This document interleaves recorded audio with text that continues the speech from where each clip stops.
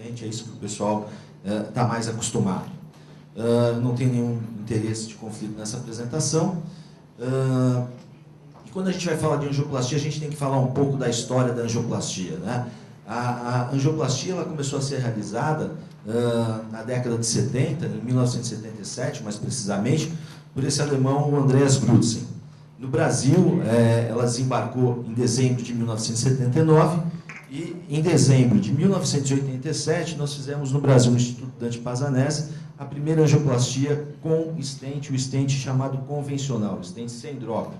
12 anos após, foi feita a angioplastia com stent farmacológico, o primeiro implante também feito no Instituto Dante Pazanese, e atualmente caminhamos aí para os chamados scaffolds bioabsorvíveis, é o novo termo que vai ser utilizado para os stents bioabsorvíveis.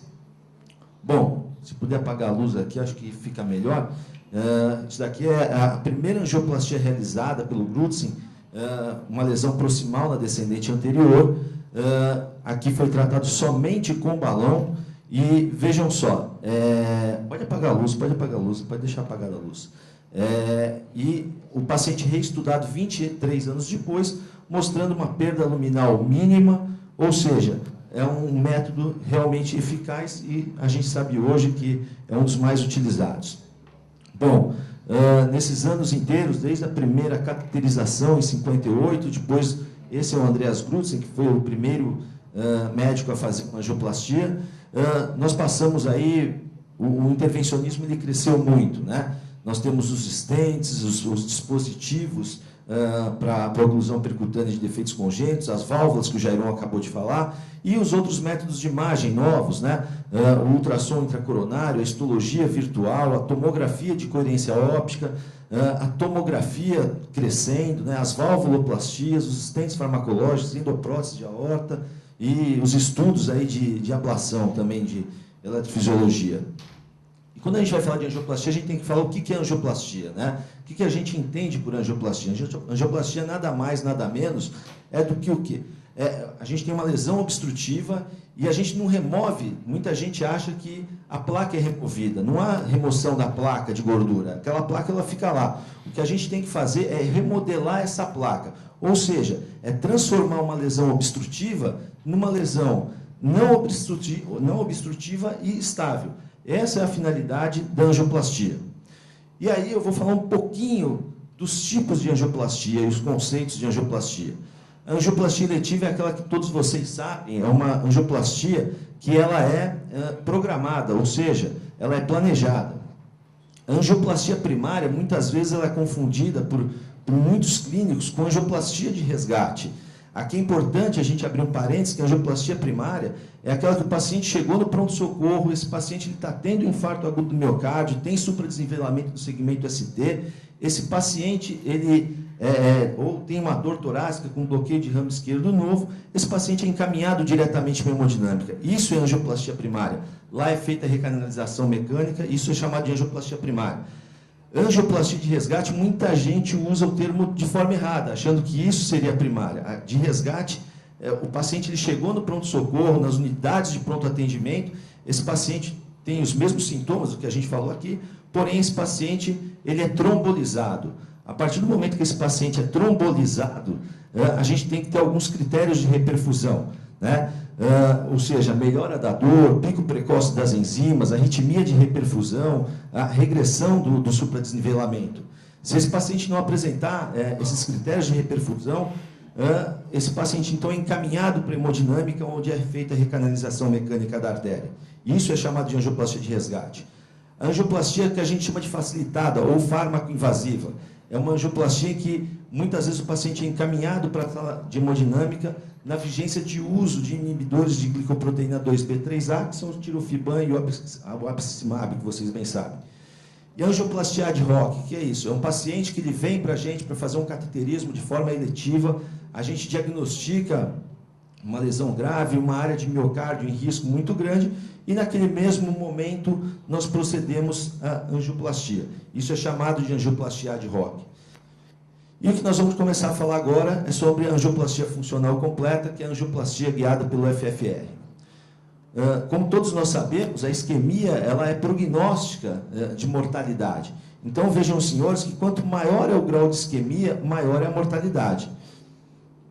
No estudo CURGE, que é um estudo que muita gente gosta de citar, vejam bem, no subestudo nuclear, a gente reduzindo a isquemia em mais de 5%, a gente reduz a mortalidade praticamente em 50% aqui, com um P altamente significativo. Bom, e o que nós temos, na realidade? A angiografia é o gold standard, né? Nós chamávamos de gold standard, e é muito fácil, qualquer um de vocês vai ver que essa artéria, uma coronária direita, ela tem uma lesão visualmente, ela tem uma lesão crítica, uma lesão grave. E o que pode nos auxiliar além da visualização? A gente tem alguns softwares que, por exemplo, o QCA, que é a angiografia quantitativa, que vai determinar o grau de estenose dessa artéria. Mas eu pergunto para vocês, será que essa estenose, ela provoca isquemia? Muitos de vocês vão falar, provoca, mas será que esse paciente não teve um infarto? O músculo não está mais viável? Será que essa lesão realmente provoca isquemia? Bom, seguindo nos métodos de avaliação, hoje nós temos o ultrassom intracoronário. O ultrassom intracoronário ele não deixa de ser um método diagnóstico anatômico também. Nós temos a histologia virtual, que é uma variação do ultrassom, e que ela vai mostrar para a gente o componente da placa, se ela é lipídica, se ela é fibrosa, se ela é calcificada, ou se ela é um misto desses componentes. E também, hoje em dia, nós temos o quê? A tomografia de coerência óptica, que vem ganhando campo nesse sentido. E o que é o FFR? O que é reserva de fluxo fracionada? Vejam, senhores, numa artéria normal, a pressão média na raiz de aorta ela deve ser igual em todo o trajeto dela, quando não há obstrução. Quando você tem uma obstrução, distalmente essa pressão ela vai ser diferente. Ou seja, o FFR ele é o quê? Ele é o fluxo sanguíneo máximo que vai para o miocárdio na vigência de uma ou mais estenoses e compara-se com aquele paciente normal, que não tem nenhuma estenose. Em termos práticos, o que é isso daqui? O FFR é a razão entre a pressão distal à obstrução dividido pela pressão média da raiz de aorta. Graficamente, essa é a representação, como seria um vaso normal, a relação seria 1, e aqui um vaso com uma estenose, e aí você teria um FFR de 70. O que quer dizer esse FFR de 0,70? Quer dizer que naquela região só chega a 70% do que seria normal. E o método? O método é um método relativamente fácil de se fazer na sala de hemodinâmica. O que nós precisamos? A gente precisa de uma guia de pressão, nós precisamos de uma droga, seja ela a adenosina, que é o que a gente mais usa, pode-se usar a papaverina, pode-se usar o nitrocruciato para fazer a vasodilatação máxima, e nós precisamos de um monitor para analisar. Aqui, os senhores podem ver, a guia de pressão, ela é igual a uma guia de angioplastia. A diferença é que a 3 centímetros da ponta dela existe um sensor. Esse sensor é que vai ser responsável por captar a pressão e, a partir daí, ele vai transmitir para esse monitor, que vai transformar em impulso elétrico, e vai nos dar aqui o valor do FFR. Esse estudo é o estudo DEFER, eu não vou ficar me atendo muito ao estudo, mas foi o estudo que validou o método.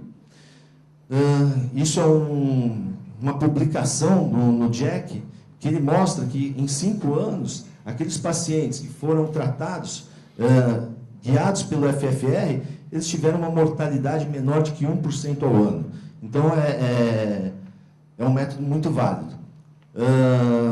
Mas aquele método, o DEFER, ele trabalhou muito com os pacientes com lesões intermediárias. E, a partir daí, foi feita, então, uma série de estudos. Hoje a gente tem a família chamada família do estudo FAME, e aqui foi a comparação dos pacientes multiarteriais já. Ou seja, o paciente ele precisava ter pelo menos 2 ou 3 estenoses, que fossem acima de 50%. Os stents estariam indicados sempre que houvesse lesão de 50% ou mais, e eles eram randomizados. Um grupo, a angioplastia era guiada somente pela angiografia, e no outro grupo, a angioplastia era guiada pelo FFR. Nos pacientes que foram submetidos a FFR, Os que receberam stent foram aqueles que tiveram um FFR menor do que 0,80. E o follow-up, ou seja, o segmento desses pacientes, com 1, 2 e 5 anos. Isso daqui é a publicação também no JACC, de 2 anos do estudo, mostrando que aqueles pacientes que tiveram a angioplastia guiada pelo FFR, essa angioplastia, esses pacientes tiveram menor número de infarto e morte.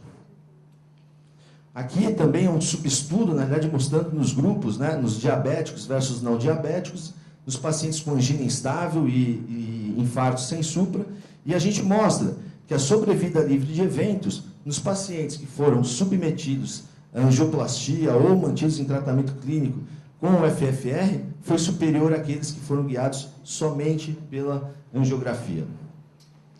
Bom, e aí a gente tem que pensar nos pacientes multiarteriais. A gente falou aqui na lesão moderada, a gente falou nos multiarteriais, mas a gente não comparou com o tratamento clínico. Então, a partir daí, vem o estudo FAME2. E qual era o viés negativo do estudo COURAGE? A angioplastia ela não foi guiada pelo FFR. Muitas das lesões tratadas no estudo COURAGE, elas foram tratadas de forma desnecessária, porque elas pareciam angiograficamente mais importantes, mas não geravam isquemia, provavelmente. Algumas delas não foram tratadas porque elas eram consideradas moderadas e provavelmente elas não geravam, elas geravam isquemia, talvez. E aqui, na realidade, é o desenho do estudo FAME2, onde havia uma randomização a partir dos pacientes iam para um braço que era com angioplastia, com tratamento médico otimizado, ou com tratamento médico otimizado somente, naqueles que tivessem pelo menos uma estenose com FFR menor do que 0,80. E existia um braço, que era o registro, e esse registro, na realidade, eram os pacientes que não apresentavam, ou seja, o FFR ele era maior que 0,80. Em janeiro desse ano, o estudo ele foi interrompido por uma recomendação do Comitê de Segurança, pois os pacientes que estavam sendo tratados somente com medicamento, eles estavam tendo mais eventos, estavam sendo mais encaminhados para revascularização urgente do que aqueles que estavam sendo tratados com angioplastia mais medicação. Isso daqui, na realidade, foi apresentado no Congresso Europeu agora, o resultado de 1 ano do estudo FAME. Então, vocês vejam que os pacientes do grupo registro e da terapia médica otimizada mais angioplastia, eles têm uma curva, na realidade, muito parecida. E o que a gente vê é que os pacientes que foram tratados somente com o tratamento médico, eles tiveram mais eventos com um P realmente significativo. Isso foi mais frequente por revascularização não planejada, revascularização urgente. É importante salientar aqui que nesse estudo, em 1 ano não houve diferença em mortalidade e infarto. E aqueles pacientes que tiveram uma revascularização urgente, não planejada, praticamente metade desses pacientes eram por quadros realmente agudos, ou seja, infarto do miocárdio ou angina instável com evidência de isquemia ao eletrocardiograma. E os senhores vejam também que no início do estudo, os pacientes vocês tinham uma alta incidência de pacientes com classe funcional de 2 a 4. E aqui, 1 ano após, a gente vê que o tratamento com angioplastia mais o tratamento medicamentoso reduziu-se bastante os sintomas comparados com o tratamento médico sozinho e comparado com o grupo registro. Esse daqui, na realidade, para quem tiver curiosidade, foi publicado, é o resultado do estudo, foi publicado no New England agora em agosto. Mas a gente precisa falar de um pouquinho de diretriz. E quando a gente fala de diretriz, a diretriz europeia ela já classifica o uso do FFR como a indicação classe 1 com nível de evidência A. O guideline americano ele ainda mantém como indicação 2A. Aqui os senhores podem ver um exemplo, né? Muitos dos senhores indicariam cirurgia para esse paciente. É um paciente que tem lesão na coronária direita, lesão na circunflexa e lesão na descendente anterior. O que seria feito, então? Provavelmente 3 pontos aí nesse paciente. E o que foi feito aqui? Esse paciente ele foi submetido à avaliação com FFR, e aí o que nós podemos ver aqui? na coronária direita, um FFR de 0,90, na circunflexa de 0,88, então não gera isquemia, não tem indicação de tratar percutaneamente. E a gente tem a lesão aqui na descendente anterior, com um FFR de 0,55, e então esse paciente foi submetido a uma angioplastia na descendente anterior, e, segundo o relato de quem fez o caso, o paciente ele segue assintomático.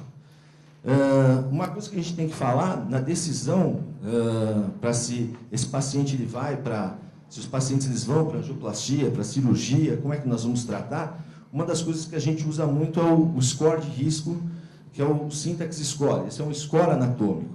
E esse estudo, com quase 500 pacientes, vocês podem ver que existe um equilíbrio entre os pacientes que têm um baixo risco, um médio risco e um alto risco.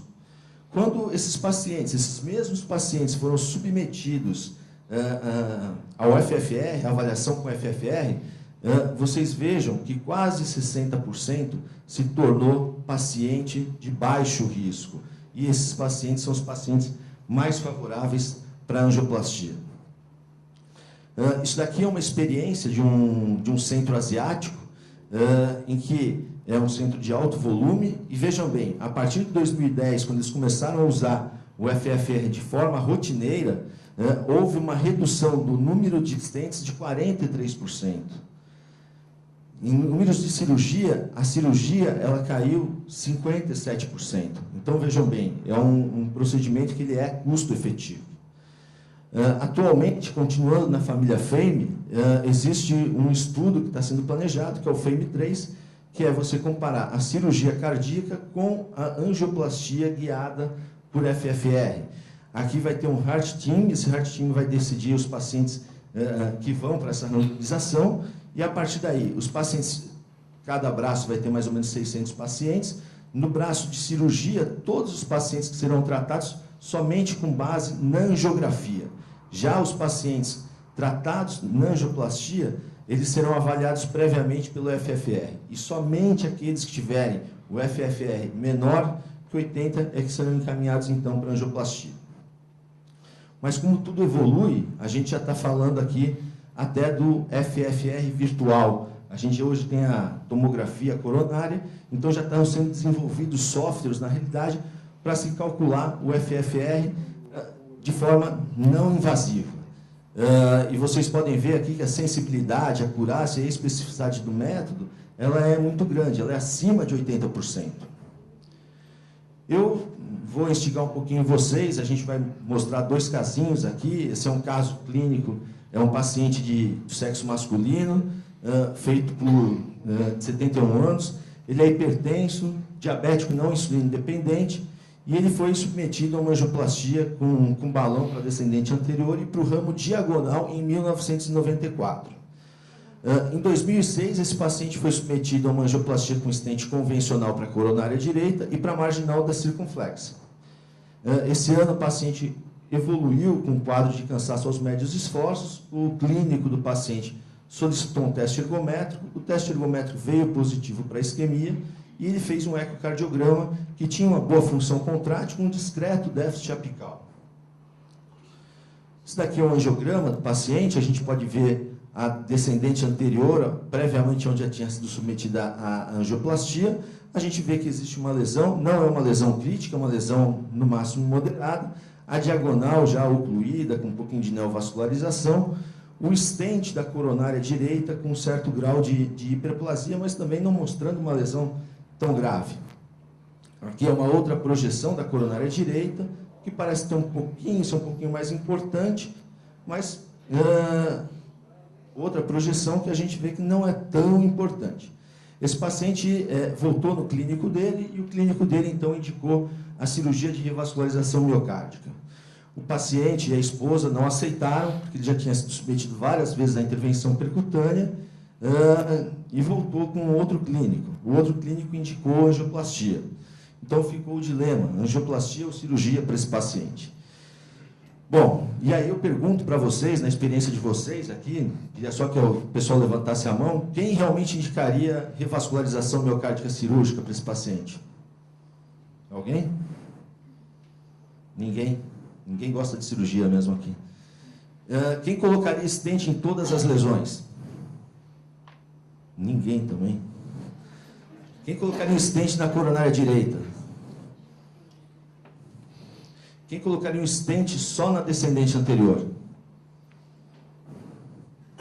Quem manteria esse paciente somente em tratamento clínico? Ok. Bom, diante disso, diante disso, nós optamos, então, pela realização do FFR. E vejam os senhores, na realidade, que a coronária direita tinha um FFR de 0,87. Ou seja, a lesão naquela coronária direita não causava isquemia e essa lesão deveria ser mantida em tratamento clínico. Na descendente anterior, baseado nos estudos, nós tínhamos aí um FR de 0,77. Sendo assim, esse paciente, então, foi submetido somente a uma angioplastia com stent farmacológico no terço proximal da descendente anterior, com um bom resultado, e fizemos o FFR após, mostrando que de 0,77 subiu para 0,90, mostrando que o tratamento aqui ele foi eficaz. Esse é um outro caso clínico, é um caso clínico de uma senhora de 70 anos, do sexo feminino, uma senhora hipertensa, dislipêmica, e que era virgem de tratamento e começou a ter uma precordialgia aos esforços. O médico dela inicialmente não fez nenhum tipo de exame e já encaminhou diretamente para o cateterismo. O CAT, no mês de junho de 2011, havia uma lesão moderada no terço médio da coronária direita, uma lesão discreta na descendente anterior com ventrículo esquerdo normal. Foi realizado, então, um MIB e mostrava uma discreta isquemia apical. A opção aqui foi por otimizar o tratamento clínico dessa paciente. Exatamente um ano após, essa paciente internou pelo mesmo quadro de precordialgia. Ela não estava com a terapia medicamentosa otimizada totalmente, e ela tinha na apresentação, na internação, o eletro normal, as enzimas normais, e o ecocardiograma dela também era normal. Bom, mesmo assim pediram um novo cateterismo para ela. A descendente anterior, vocês notam uma lesão realmente discreta no terço proximal da descendente anterior, numa projeção que a gente chama de spider. Ela parece ser um pouquinho mais importante, mas não deixa de ser uma lesão no máximo moderada. E a coronária direita, um pouco ectasiada, com essa lesão moderada, aí, uma lesão de 55%, 60% no máximo no terço médio da coronária direita. Fica aqui também a pergunta para vocês. O clínico dela indicou angioplastia para a coronária direita. E fica a pergunta para vocês. Quem operaria essa paciente? Quem colocaria stent em todas as lesões? Quem colocaria stent somente na coronária direita? Não. Quem colocaria stent na descendente anterior? Quem manteria a paciente em tratamento clínico? Tem gente que... Bom, mas a gente optou por fazer o FFR dessa paciente. A descendente anterior, o FFR era de 0,93, a coronária direita, 0,94, e a gente optou realmente por manter a paciente em tratamento clínico, otimizar ainda mais as medicações dela. Então, quais são as evidências do FFR? O FFR é interessante a gente usar em lesões intermediárias. Muitas vezes as lesões intermediárias causam isquemia. Então, é interessante usar o FFR nas lesões intermediárias. É interessante usar também nos pacientes multiarteriais. Por quê? Porque você vai ter uma melhor definição da isquemia. Com o método, você consegue exatamente saber qual lesão e o local mais exato de você, se for implantar um stent, o local exato onde você vai implantar o stent. Ela melhora os desfechos clínicos do paciente. E, que nem eu falei para os senhores, ela é mais custo-efetiva. Concluindo, a gente sabe que ele é um método mais preciso do que os métodos não invasivos e do que a angiografia para definir quais as lesões devem ser tratadas. Ele melhora os desfechos clínicos, como eu falei para os senhores. Ele reduz o custo do procedimento, porque ele diminui o número de uso de stents, ele diminui o uso de contraste, ele diminui as indicações de cirurgia cardíaca. E ele resulta no status funcional semelhante ou até melhor do que os pacientes tratados somente com base na angiografia.